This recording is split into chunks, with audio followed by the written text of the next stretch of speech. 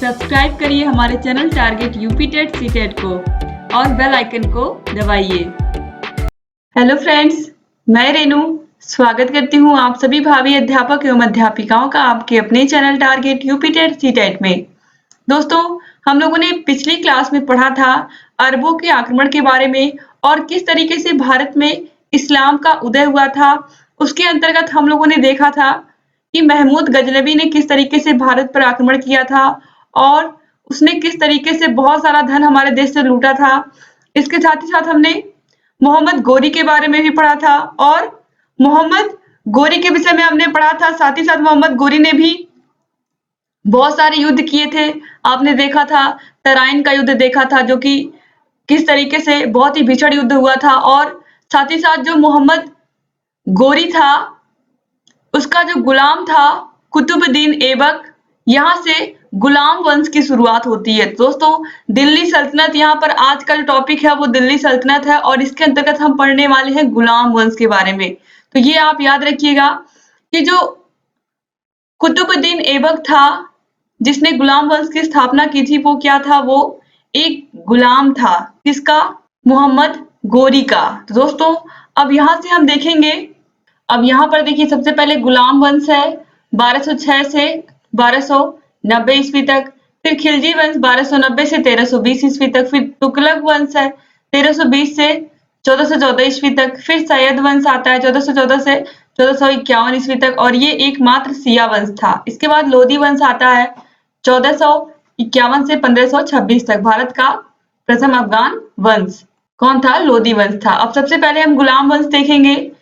गुलाम वंश देखेंगे तो यहाँ पर गुलाम वंश में देखिए, जैसा कि मैंने कहा कि ये मोहम्मद गोरी का क्या था? ये गुलाम था कुतुबुद्दीन ऐबक।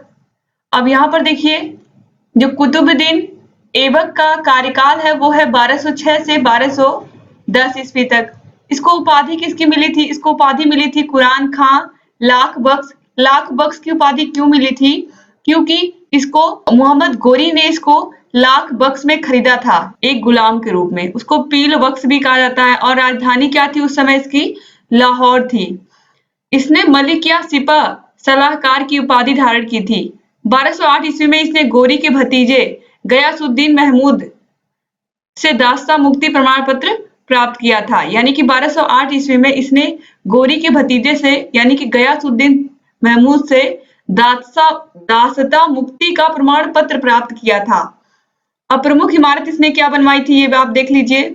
इसने कुतुब मीनार, इसका निर्माण कुतुबुद्दीन बख्तियार काकी के स्मृति में किया गया था। इसका निर्माण कार्य इल्तुतमिश ने पूर्ण कराया था। तो ये याद रखिएगा, कुतुब मीनार किसने बनवाया था?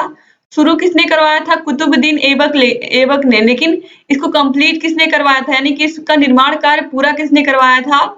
तो वो करवाया था इल्तुतमिश ने। तो ये क्वेश्चन एग्जाम में पूछता है, जब निर्माण की बात आएगी तो कुतुबुद्दीन ऐबक, लेकिन पूरा किसने करवाया था? निर्माण कार्य पूरा तो करवाया था इल्तुतमिश ने।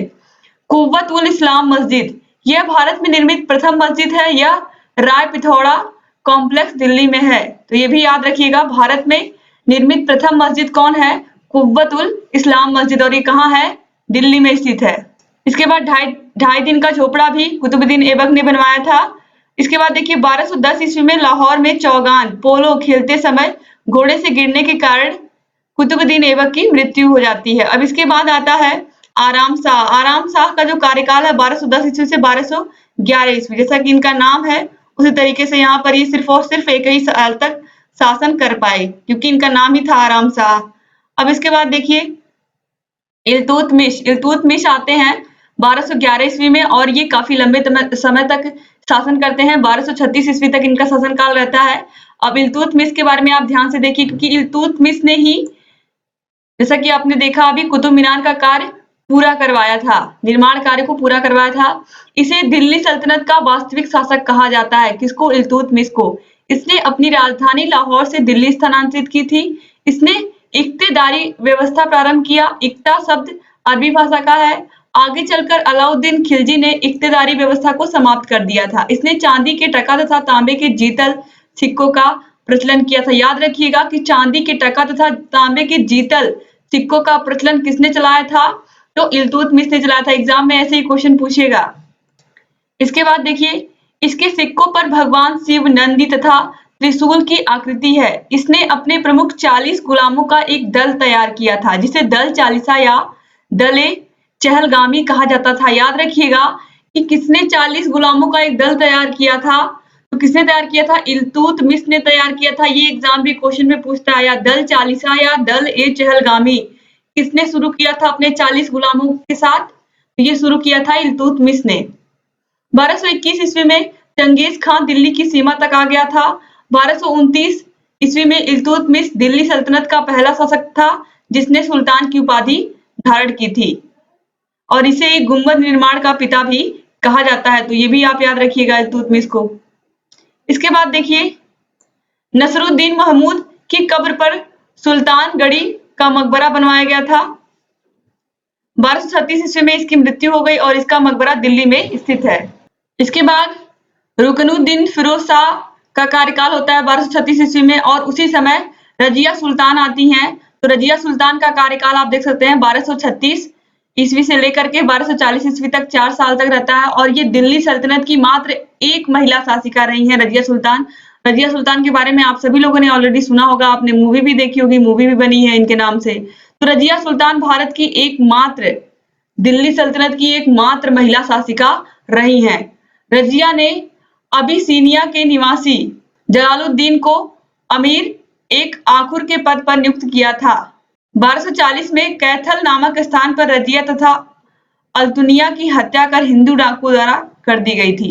यानी कि जो यहाँ पर अल्तुनिया है, साथ ही साथ रजिया सुल्तान है, इनकी हत्या कर दी जाती है 1240 में। तो इसमें इम्पोर्टेंट क्या है? इसमें इम्पोर्टेंट बस इतना है कि दिल्ली सल्तनत की एकमात्र महिला शासिका कौन थी? तो वो थी रजिया सुल्तान। आपको बस इतना याद रखना है। और इनका कार्यकाल कब से कब तक था? 1236 से 1240 ईस्वी तक। इससे ज्यादा और कुछ नहीं आपको यहाँ पर याद करने की जरूरत है।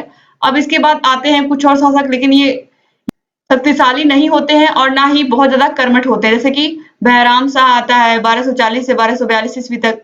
फिर अलाउद्दीन महसूद शाह आता है 1442 से 1446 ईस्वी तक। फिर नसीरुद्दीन महमूद आता है 1446 से 1266 ईस्वी तक। और ये क्या करते थे? ये टोपियां सिलकर अपना जीवन निर्वाह करते थे। यानी कि जो इनका पेशा था वो था टोपियां सिलना।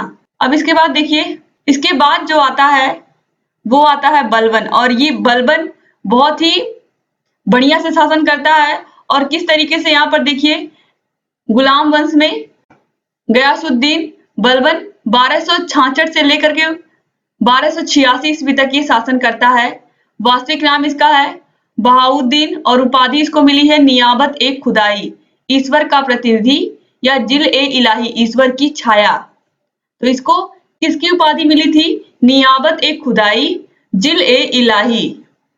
तो ये भी आप याद रख सकते हैं। बलबन ने शासन में दैवीय राजस्व के सिद्धांत का प्रतिपादन किया था।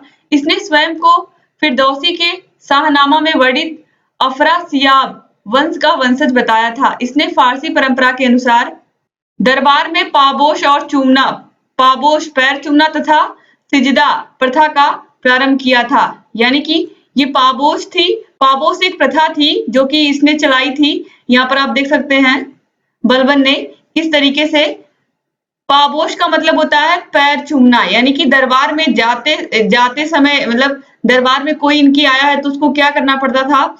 उसको इनका पैर चूमना पड़ता था। और सिजदा का मतलब सर झुकाना पड़ता था।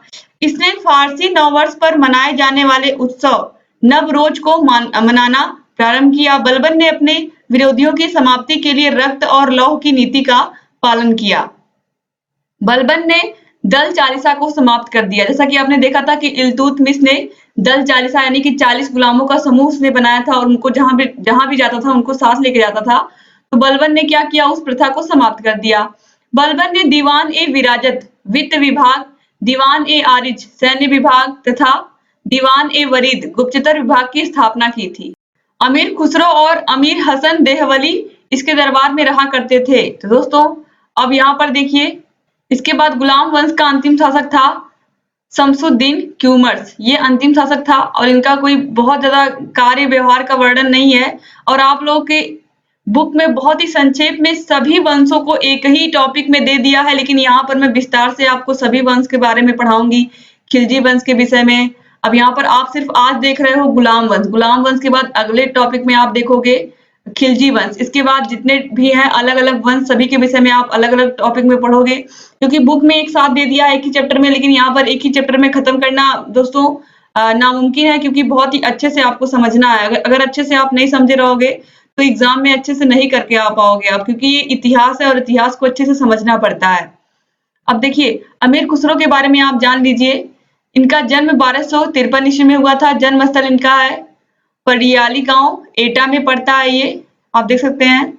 और इनकी मृत्यु हुई थी 1325 ईस्वी में। अमीर खुसरो को तूतीय हिंद कहते हैं, भारत का तोता। ये बहुत महत्वपूर्ण है कि तूतीय हिंद की उपाधि किसको दी गई थी, तो तूतीय हिंद की उपाधि दी गई थी अमीर खुसरो को। इन्हें तबला, सितार, खड़ी बोली आदि का जनक माना जाता है।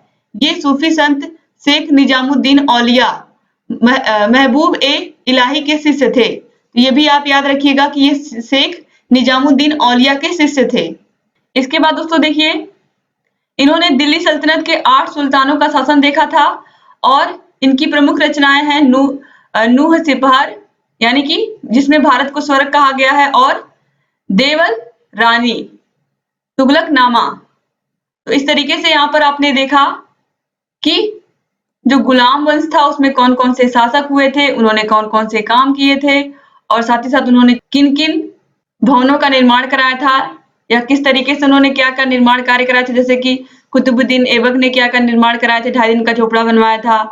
इसके साथ ही साथ उसने कुतुब मीनार शुरू किया था, लेकिन वो बन नहीं पाया था। रजिया सुल्तान के बारे में आपने देखा कि रजिया सुल्तान किस तरीके से दिल्ली सल्तनत की मात्र एक महिला शासिका थी। ना तो उनके पहले कोई शासिका थी, ना ही उनके बाद भी कोई शासिका आ पाई जो जिसने दिल्ली पर शासन किया हो। दोस्तों उम्मीद करती हूँ कि आपको ये पूरा चैप्टर समझ में आया होगा और आपको बढ़िया लगा होगा।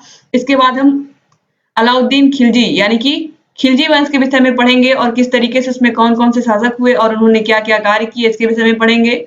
और उम्मीद करती हूँ कि आज का टॉपिक आपको समझ में आया होगा। अगर वीडियो अच्छा लगा है तो प्लीज वीडियो को लाइक कर दीजिए और आपके जितने भी फ्रेंड्स हैं सबको इस वीडियो को शेयर कर दीजिए, जिससे अधिक से अधिक हमारे डीएलएड के भाई बहन हमसे जुड़े और लगातार हमारे ऐसे वीडियोस को, हमारे सभी वीडियोस को देखते रहें।